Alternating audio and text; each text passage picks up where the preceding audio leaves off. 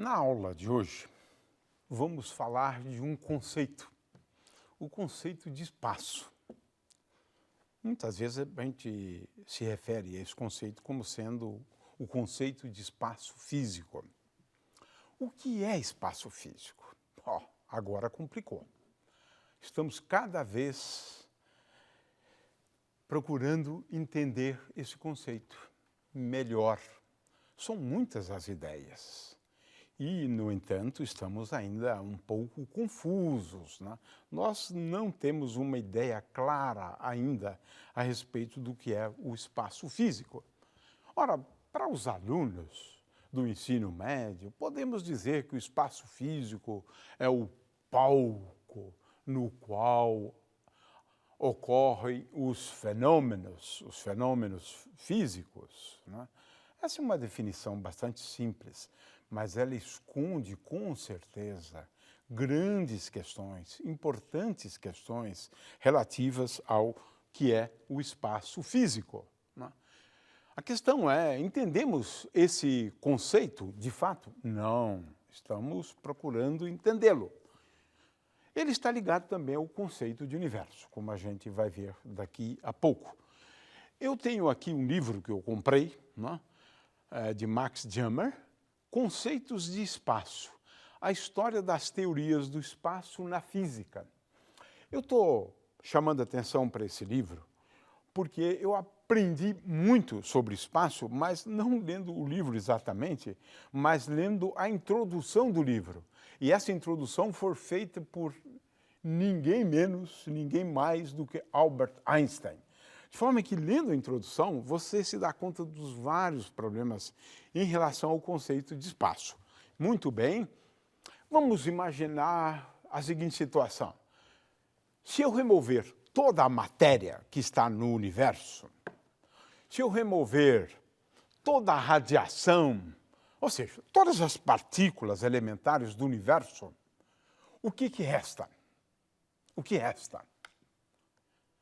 Essa é uma pergunta que os cientistas hoje estão procurando responder. Alguns diriam o vácuo. E aqui eu tenho uma experiênciazinha onde se procura fazer o vácuo.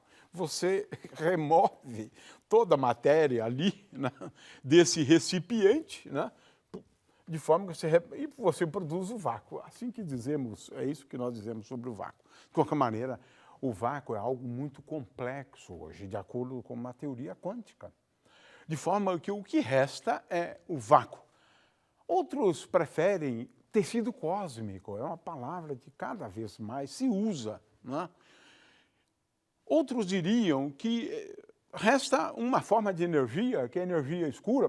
Isso é de muita atualidade, porque a maior parte da energia no universo está sob essa forma de energia, né, que não está associada às partículas, é o que a gente entende, pelo menos hoje. Então, nós diríamos que se nós removermos a matéria e a gravitação, o que resta é o espaço físico. Essa é uma interpretação de espaço físico que comporta, então, a existência de um tecido cósmico, né? E essa ideia de espaço como o tecido do cosmos é defendida por cientistas hoje, né? Brian Greene, por exemplo, nesse livro que fala sobre o tecido do cosmos, associando isso, então, ao espaço, o tempo, de forma que se vejam que são conceitos, né, que estamos ainda procurando entender. Existem muitas ideias em relação a esse conceito de espaço, né? De forma que temos uma densidade de energia do cosmos, ou do cosmo, e essa densidade de energia é chamada de constante cosmológica. E ela é a energia escura. É assim que a gente entende hoje, né? De forma que o universo, então, seria composto por matéria, radiação e o espaço físico, né? Ora, vamos procurar analisar esses conceitos agora, levando em conta atributos do espaço, porque é assim que a gente caracteriza o espaço físico, né? A primeira é a questão da dimensionalidade do espaço. Quantas dimensões tem o espaço? A segunda diz respeito à geometria do espaço, uma questão importantíssima colocada por Einstein. O espaço é absoluto ou relativo? O espaço é homogêneo, o espaço é isotrópico, o espaço é finito ou infinito? Nem isso a gente sabe direito hoje, porque existem várias ideias, né, sobre o espaço, né? E, finalmente, o tecido do universo, que é o vácuo, eu acabei de falar sobre isso, então eu vou até o item finito ou infinito, né? E depois a questão de localização no espaço. O espaço, usualmente a gente diz que tem 3 dimensões, mas será? Existem muitas pesquisas que procuram levantar a possibilidade de um espaço com mais dimensões, 10 dimensões, a teoria de tudo, por exemplo, de forma que nós não temos muita certeza. Mas, de qualquer maneira, o que a gente sempre diz, vamos continuar dizendo, que o espaço tem 3 dimensões, ou seja, eu preciso de 3 coordenadas para especificar um ponto no espaço. Às vezes a gente diz que o espaço tem uma largura, tem uma altura e tem uma profundidade. É uma maneira de dizer, né, que o espaço tem 3 dimensões. O espaço é relativo ou absoluto, né? Na verdade, a ideia do espaço relativo começa com Aristóteles, com o conceito de lugar, de acordo com Einstein. Estou seguindo Einstein aqui, né? Portanto, o espaço relativo ele é entendido como uma propriedade posicional dos pontos materiais. Definição de Einstein de espaço relativo. Portanto, não faria sentido, nesse conceito de espaço, né, falar em espaço quando você remove os pontos materiais. Ele só faz sentido quando você tem pontos materiais. É a posição de Einstein, dos anos 1950, mais ou menos, né? Então, é esse o conceito. Mas aí tem o conceito de ponto material como conceito básico. No entanto, no atomismo grego tem início a ideia do espaço absoluto. De acordo com Demócrito, os átomos se moveriam no vácuo. Ora aí, o vácuo. Começa lá essa ideia de vácuo, do espaço como sendo o vácuo. É a ideia do espaço continente, como se fosse uma grande caixa. Ele existe independentemente da existência da matéria. É essa a ideia do espaço absoluto, né? De acordo com Newton, que introduziu esse conceito para explicar a primeira lei de Newton, né? A necessidade imposta pela primeira lei de Newton. O espaço absoluto é o espaço sem qualquer relação com algo externo a ele. Ele existe independentemente da matéria. É esse o ponto, né? É o espaço como se for realmente uma caixa, né? E é a ideia do espaço-continente, algo como uma caixa. Agora, Einstein mesmo afirma que, nesse caso, o espaço absoluto adquire uma realidade física. É por isso que nós estamos agora falando do espaço, né, como sendo o vácuo, na qual nós temos uma constante cosmológica, que é uma descoberta de anos recentes, né, e também associado à energia escura, né. O fato é que a ideia do espaço absoluto, né, foi uma ideia de Newton. E é curioso, estamos agora um pouco indecisos, mas me parece que de tudo que a gente ouve falar e das interpretações, é que a ideia do espaço absoluto voltou com toda a força. Porque se eu retirar toda a matéria, toda a radiação, eu fico com um vácuo, eu fico com a constante cosmológica, e essa existe mesmo, consequentemente, volta a ideia do espaço absoluto, por incrível que pareça, né? Estamos aqui diante desse desafio. Um outro problema, então, a questão é que o espaço existe independentemente da existência da matéria, né? E não ao contrário, ser definido a partir dela, como propõe Einstein, né? Geometria do espaço. Essa é uma outra investigação que fazemos ainda hoje, né? É como a matéria consegue deformar esse tecido elástico, né, do cosmos, do universo, né, por conta da existência de massas. Isso é possível. O fato é que Usualmente, nós lidamos com um espaço euclidiano.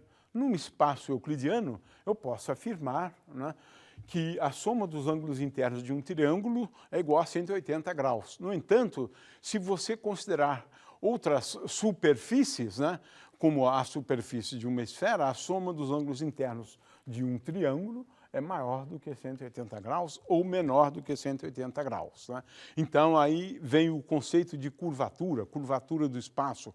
Se o espaço tem uma curvatura zero, né, como é o caso do espaço euclidiano, ou uma curvatura positiva, né, aquela que tem a soma dos ângulos internos maior do que 180 graus, e, finalmente, curvatura negativa.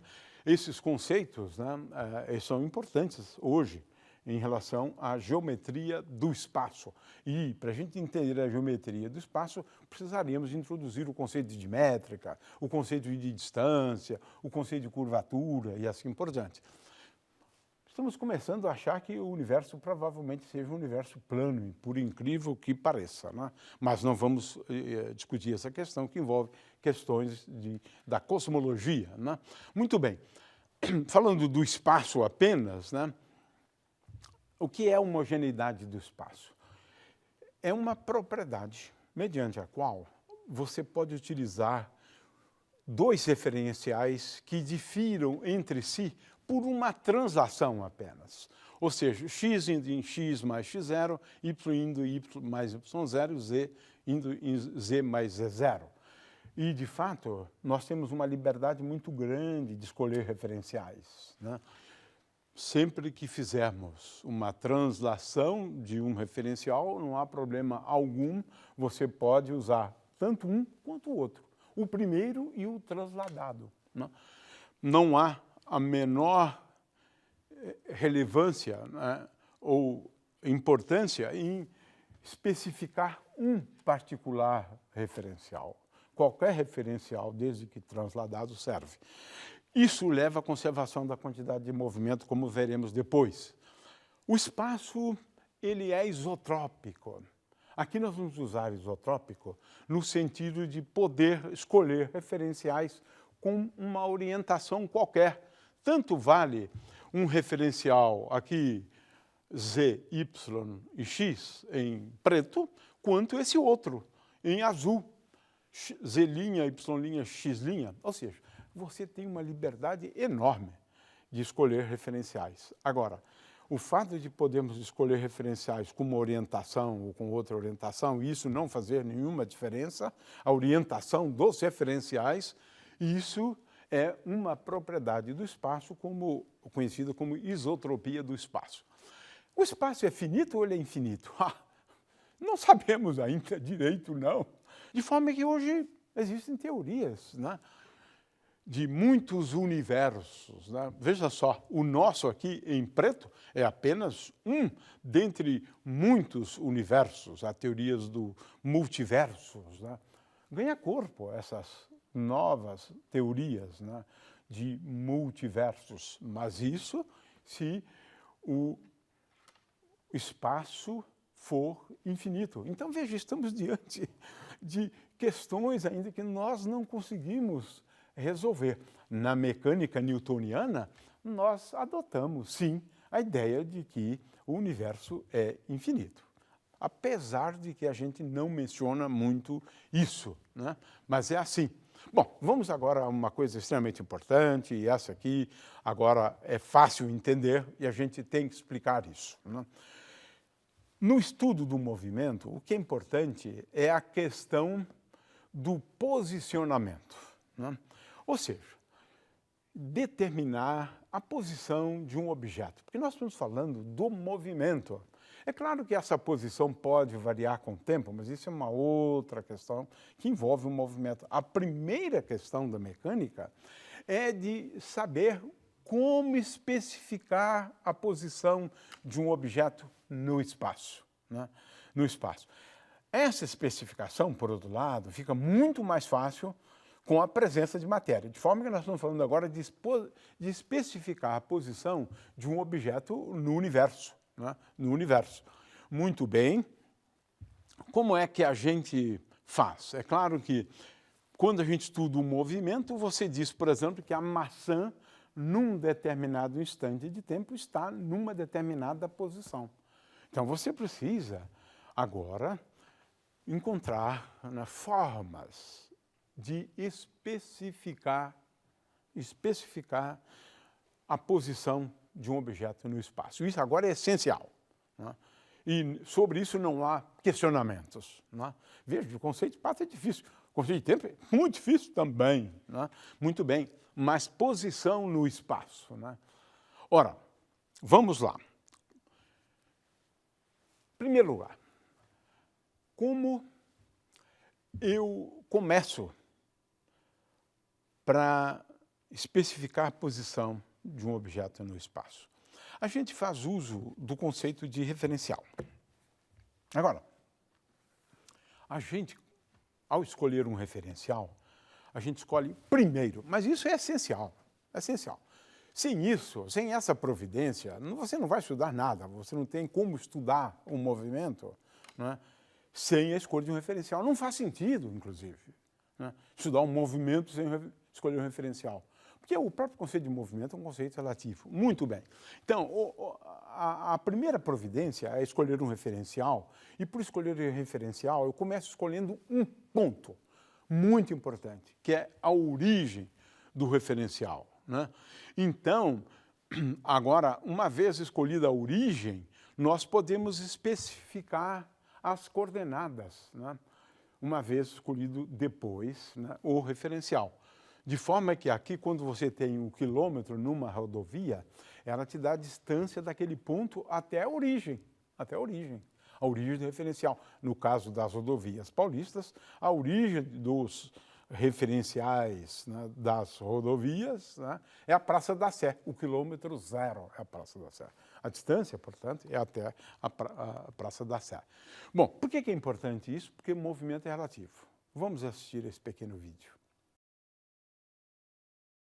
Nessa animação, o que nós estamos vendo é um barco que se desloca e esse barco transporta um conjunto de caixas. Do ponto de vista de quem está no barco, e agora nós estamos falando de um referencial, o barco como referencial, essas caixas estão em repouso. No entanto, para quem estiver na praia vendo o barco se deslocar, para esse indivíduo, as caixas estão em movimento. Portanto, o próprio conceito de movimento depende do referencial. É um conceito relativo. Ou seja, o movimento depende do referencial. O que são referenciais? São elementos da geometria. Podem ser pontos, retas, nós vamos usar muito retas e segmentos de retas, mas pode ser planos também. Quando falarmos de coordenadas generalizadas, nós utilizamos planos, por exemplo. Podemos utilizar planos também no caso das coordenadas cartesianas, né? Muito bem. O que é um referencial que utilizamos muito na mecânica? 3 eixos, não obrigatoriamente ortogonais entre si, e um ponto de origem. Por esse ponto de origem passam os 3 eixos. Isso é um referencial. Mas vamos assistir a esse pequeno vídeo aqui.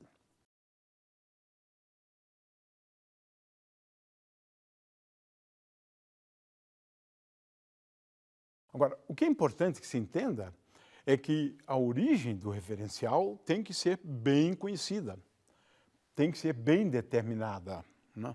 Muito bem, então precisamos de pontos materiais. É por isso que colocamos aqui uma abelhinha, colocamos aqui uma florzinha, uma caneca, porque são pontos de referência. Você precisa ter pontos materiais para estabelecer o seu referencial, né? Muito bem. Agora, o referencial mais utilizado na mecânica é esse aqui, referencial cartesiano. O que é um referencial cartesiano? 3 eixos. Eixo X, eixo Y, eixo Z. Os 3 eixos passam pela origem. Eu posso escolher primeiro a origem, né? E depois os 3 eixos ortogonais entre si, passando pela origem. Esse é o referencial que nós vamos utilizar ao longo de todo o curso da mecânica. Esse é o referencial. Agora, vamos agora depois descobrir como é que a gente determina as coordenadas nesse referencial. Como é que eu acho um ponto uma vez eu dotado o referencial? Esse é um outro problema. Então vamos a esse pequeno vídeo para a gente entender esse referencial, o referencial cartesiano.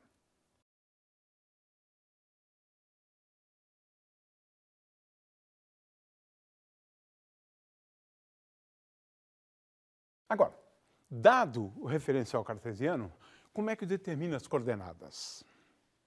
Em primeiro lugar, temos muitas coordenadas à nossa disposição. Nós vamos falar aqui, agora, das coordenadas mais simples. Depois vamos complicar um pouco mais apresentando outras coordenadas. As coordenadas mais simples no estudo do movimento são as coordenadas cartesianas. Vamos, em primeiro lugar, explicar como é que eu determino a coordenada cartesiana quando o movimento se dá ou quando o objeto se encontra ao longo de uma linha reta. Isso mesmo, é um movimento unidimensional, um movimento em uma dimensão. Por exemplo, eu tenho ali um besourinho ali, né?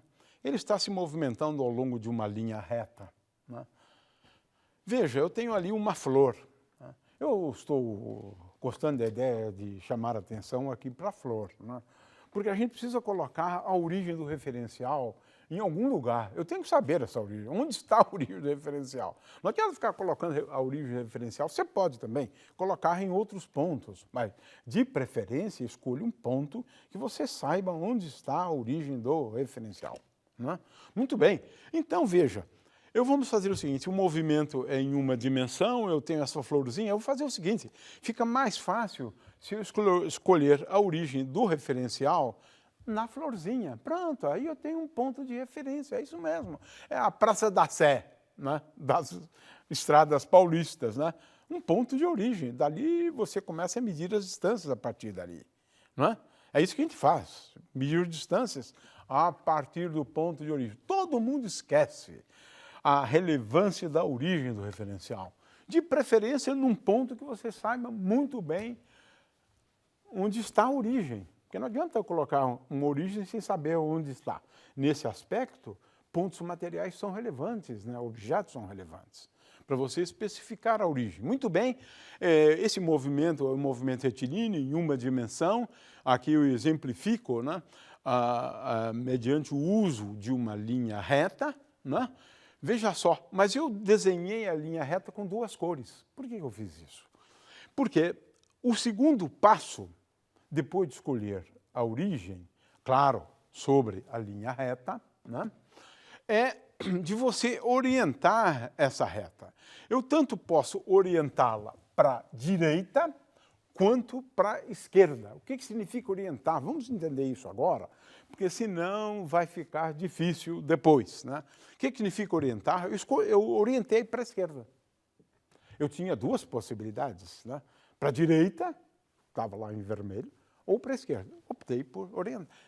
Agora, você pode orientar de outro jeito também, isso não é tão relevante, mas você tem que orientar. Essa é a primeira providência. Com isso, o que você tem?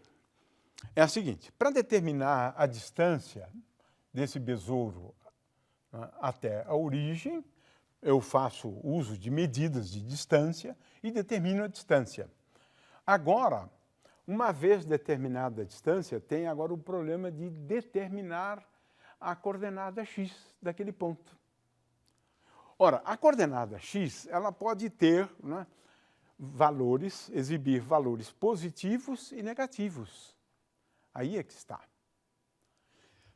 Os pontos, se eu adotei essa orientação, os pontos à esquerda da origem, veja, seguindo aqui a flecha, mas a partir da origem, da esquerda, todos os pontos, as suas coordenadas, terão um sinal positivo, sempre seguindo a orientação. Se orientasse para lá, esses pontos teriam coordenadas negativas. Os pontos à direita aqui, nesse caso, com essa orientação, eles têm coordenadas negativas. E as coordenadas, então, são, para os pontos à esquerda, y é igual a mais d. D é a distância do ponto até a origem. Para a direita, y é igual a menos d na verdade. Então, veja, aqui eu tenho o besouro, digamos, adotando aqui o metro, né, como unidade de medida de distância.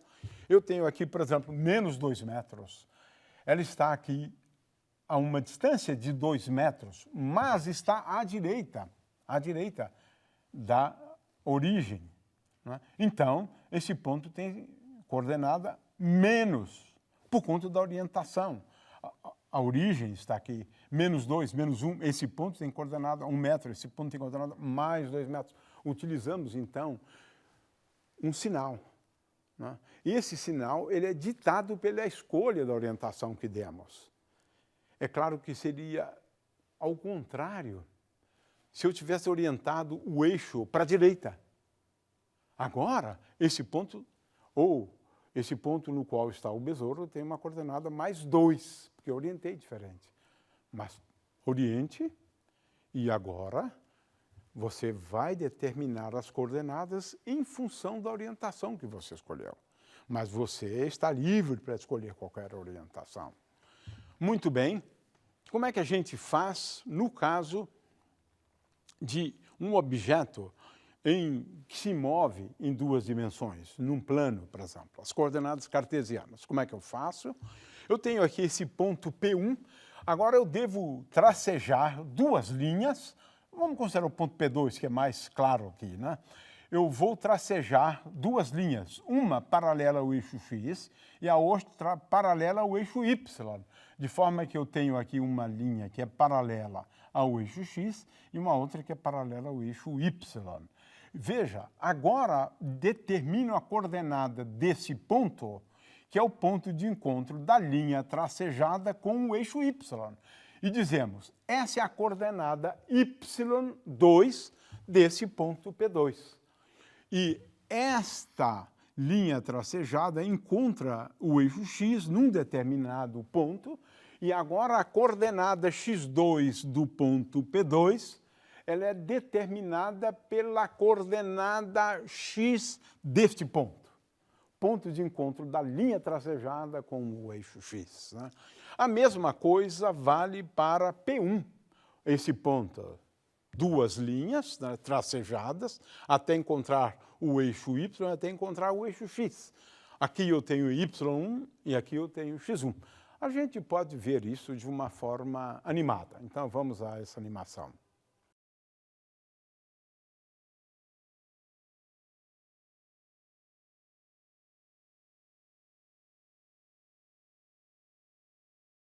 Muito bem. Agora, eu tenho um outro problema. E se eu quiser determinar a posição de um ponto no espaço? Onde está essa abelha?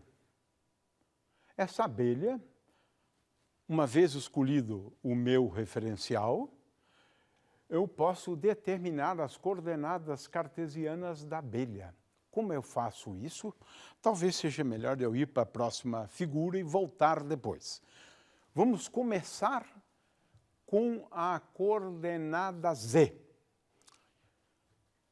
Onde está a abelha? Eu considero um plano paralelo ao plano XY, e esse plano vai interceptar o eixo z num determinado ponto. A coordenada z é a coordenada desse ponto.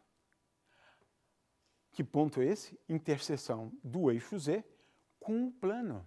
O plano que passa por onde está a abelha e é paralela ao eixo XY, de acordo com essa figura aqui. Ou seja, a coordenada z, né? A coordenada z da abelha, né? Ela é dada pela coordenada do ponto que eu determino mediante a interseção do plano com o eixo z. É assim que eu determino a coordenada z. É claro que muitas vezes o problema é inverso, né? É dar as coordenadas e encontrar o ponto. Mas isso é relativamente fácil também, né? Muito bem. Agora, o que eu faço? Veja, aqui eu tenho uma abelha. Eu vou tracejar uma linha até essa linha perfurar o plano XY. Perfurar o plano XY. Isso determina um ponto, né? Agora eu digo o seguinte, as coordenadas x, y da abelha, elas são determinadas pelas coordenadas desse ponto no plano. Pelas coordenadas desse ponto no plano. E nós já sabemos como determinar as coordenadas de um ponto no plano. De forma que as coordenadas x, y desse ponto P, onde está a abelha, são as coordenadas x, y desse ponto. Porque é o ponto onde, traçando uma linha paralela ao eixo Z até perfurar o plano XY, esse ponto aqui é o ponto de encontro dessa reta tracejada com o plano. Então, as coordenadas x, y do ponto P são as coordenadas x, y desse ponto, né? Então, vamos voltar aqui e ver agora essa animação para a gente entender como é que se determina as coordenadas x, y, z de um ponto.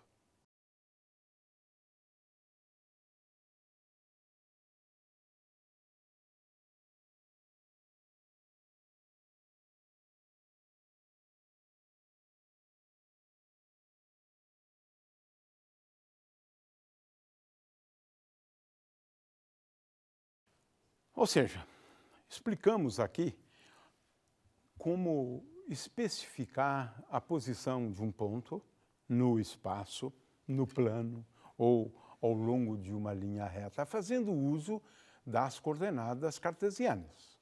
Um ponto de origem e 3 eixos, né? Agora, é claro que muitas vezes você quer lançar mão, né, de outras coordenadas.